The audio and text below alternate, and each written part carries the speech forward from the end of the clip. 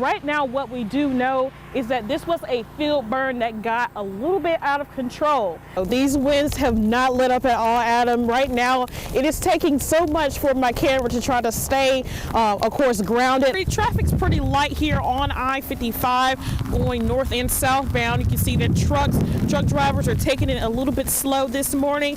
Good morning, Diana. Right now I'm standing on the side of Highway 49 at the intersection of Highway 358. You know, cars are moving, of course, at normal speed, but that's not going to be the same thing in the next couple hours or so. If you're driving, make sure that you keep yourself a safe distance between you and the next car, and also watch out for flying ice. I've been noticing that from a few cars as they're turning and coming down the road. In Fayette County, you can enjoy your favorite drink at your favorite restaurant, but when it comes to drinking at home, you'll have to go to the county line just to get a bottle of wine. Posey Peddler has seen a spike in indoor plant sales that they've had to move their inventory from here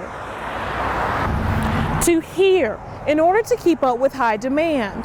Purchasing with a debit card is like handing someone cash. So if you get caught up in a scam, Senior Regional Retail Leader Jay Clevenger says you need to act fast and dispute the charge with your bank. Aeroplex President Barrett Harrison said the reason the Air Force chose to do their exercises here is because of the layout of the runway. People in Blytheville are fed up with Police Chief Ross Thompson, stating that he hasn't done enough to bring crime down and build a relationship with the community.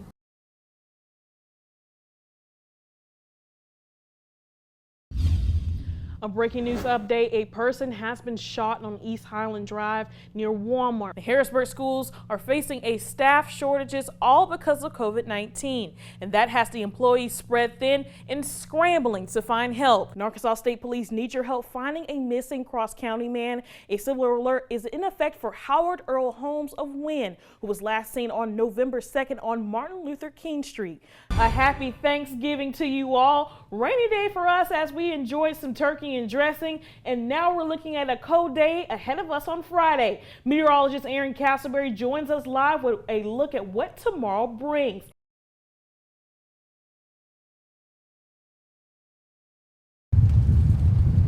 Devastating damage. It's just terrible.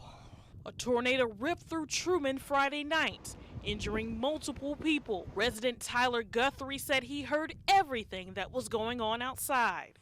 It was pretty loud when it's going by, and hate to see it happen in my hometown. Guthrie's grandmother Shirley said his dad was at Truman Fire Department when the tornado hit. And then it almost sucked him through the doors.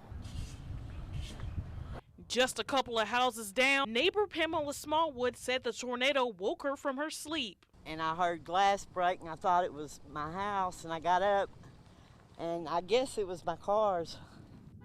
Smallwood said she could not believe her eyes when she came outside Saturday morning. Oh my God, please help the children.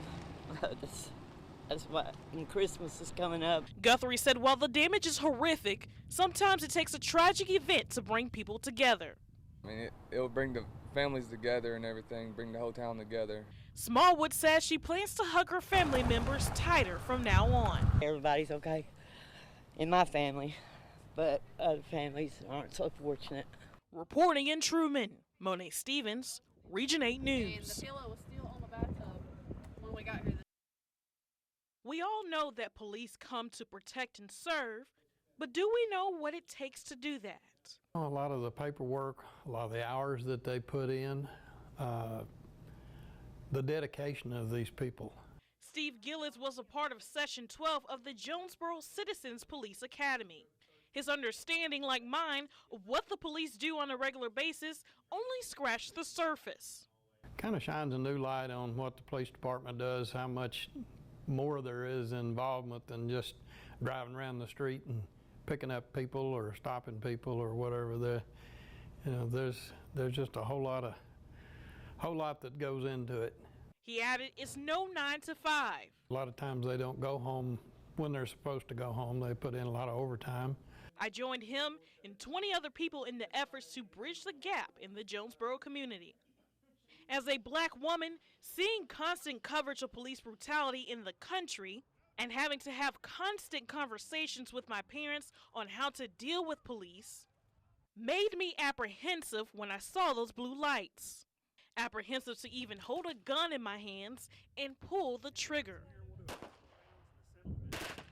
But after spending 3 months learning every policy, I learned that behind those badges, they are people who see things that they can never unsee. And people who want to make everyone in the community feel safe. From monitoring schools, Get to where you need to go, Mr. Mack. to getting drugs off the streets, to solving criminal investigations, And I'm going to swab it all the way around the rim. is physically and mentally rigorous. Sometimes you're getting calls back to back to back. You don't have time to recollect yourself. You don't have time to have any downtime. Casey Kidd is a spouse of a law enforcement officer, but she never had any idea what her husband and other officers had to face every single day. They have to go home with that on their mind.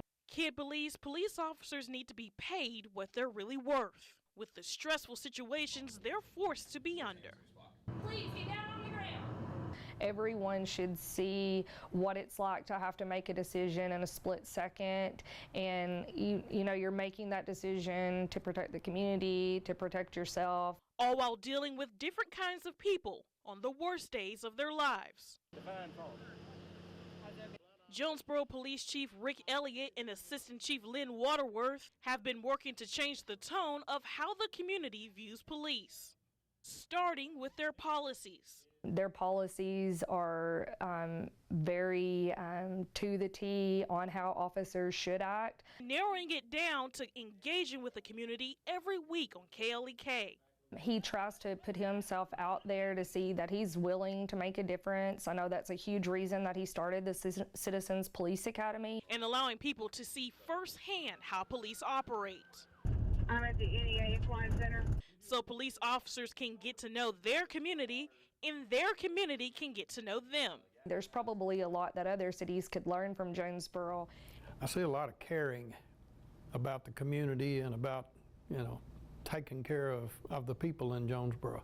Reporting in Jonesboro, Monae Stevens, Region 8 News. Meet Kiera Dotson, a first-year undergraduate nursing student at Arkansas State University. Dr. Good. I'm not as good. Dotson, like most of her classmates, is feeling a little nervous going through the program during the ongoing COVID-19 pandemic.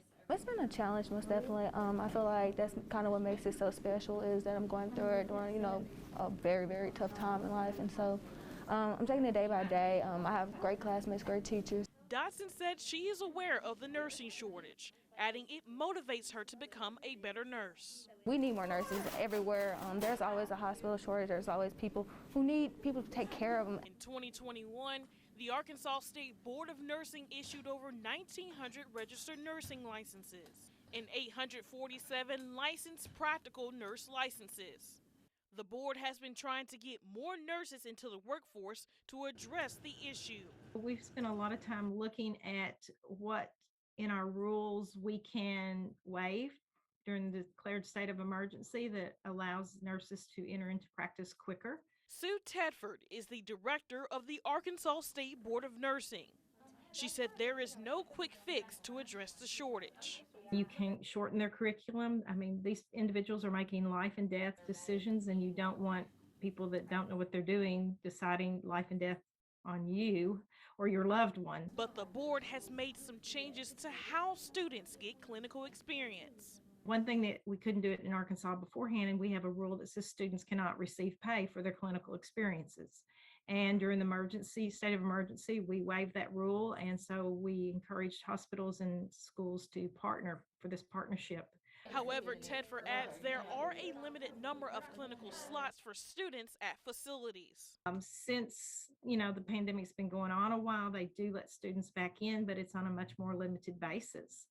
And before the pandemic, we were already having an issue with not enough clinical slots for the students. Which forced some colleges to find alternatives for students so they can get through the courses. We had to find simulations, and our faculty did that seamlessly. A State Associate Dean of Nursing, Dr. Sarah Davison, said The college has been working around the clock to make sure nursing students receive the education they need. We've not missed a beat. We've worked with the State Board of Nursing to make sure that we're following all their guidelines. The college also added another admission cycle to help push more students into the field. We traditionally admit students in the fall just one time a year, and now we're open to a January admission cycle. Dodson is a part of that new admission cycle. She believes her and her classmates are in the program at the right time. COVID is just making us better nurses, preparing us for the unexpected, honestly, and all we can do is just, continue to do what we need to do to finish nursing school and to be a good nurses. Her message to current and future nursing students worried about the uncertainty of the field: keep going. The road is not easy. It's never going to be easy, but I feel like you got that far for a reason. God put you in a position for a reason. And so never give up. Never let shortcomings or obstacles stop you from doing what you want to do. Never let it stop you from being the best nurse that you can possibly be. Reporting in Jonesboro, Monae Stevens, Region 8 News.